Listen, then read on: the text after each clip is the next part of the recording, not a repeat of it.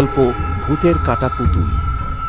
একদা একটি ছোট গ্রামে একটি পুরনো দোকান ছিল, যেখানে অদ্ভুত সব পুতুল বিক্রি হত।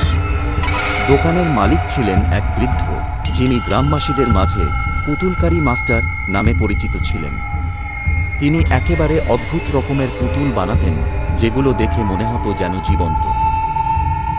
গ্রামবাসীরা কখনো তাদের হাত দিয়ে ওই পুতুলগুলোর দিকে তাকাত না, কারণ পুতুলগুলো কখনো কখনো পছন্দের মতো হয়ে উঠত, কখনো আবার ভয়ঙ্কর হতে শুরু করত। একদিন গ্রামের এক তরুণী মেহরিন দোকানে ঢুকল। তাকে পুতুলের প্রতি অদ্ভুত আকর্ষণ ছিল। সে দোকানটির দিকে আগ্রহ ভরে তাকিয়ে থাকল এবং এক পুতুল কিনে ফেলল, একটি সুন্দর কিন্তু একটু অদ্ভুত মুখের পুতুল। দোকান থেকে বের হওয়ার পর মেহরিন অজানা এক অনুভূতি নিয়ে বাড়ির দিকে হাঁটছিল। তার মনে হচ্ছিল যেন কেউ তার পেছনে হাঁটছে। হঠাৎ করে তার পুতুলের মুখের চেহারা কিছুটা বদলে গেল। মনে হলো পুতুলটি তার দিকে তাকিয়ে হাসছে। মেহরিন শিউরে উঠল, তবে কিছুই বলল না। বাড়ি ফিরে সে পুতুলটি টেবিলে রেখে দিল এবং ঘুমাতে চলে গেল। রাতের অন্ধকারে মেহরিন হঠাৎ একটা অদ্ভুত শব্দ শুনতে পেল। ঘরের ভেতর ভেসে আসছিল পুতুলের পায়ের শব্দ।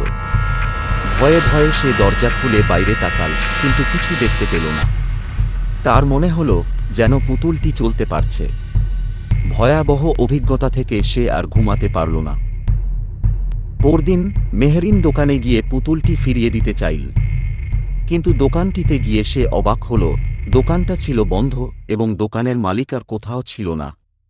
এক বৃদ্ধা তাকে জানাল যে সেই পুতুলগুলো একসময় মানুষের আত্মা শোষণ করত এবং তাদের উপর আছড়ে পড়ত। সেই পুতুলটি কোনো এক দুর্ব্যক্তির আত্মা ধারণ করে ফেলেছে, যাকে কারাগারে বন্দী করা হয়েছিল।